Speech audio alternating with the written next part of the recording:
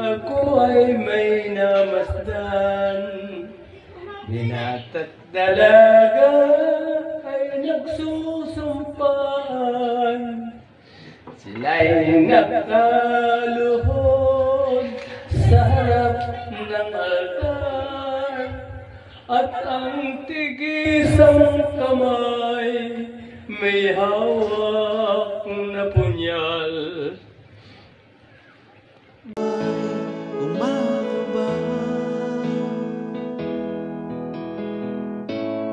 nasilayan ko ang iyong ganda, puso ko ay nababalisa.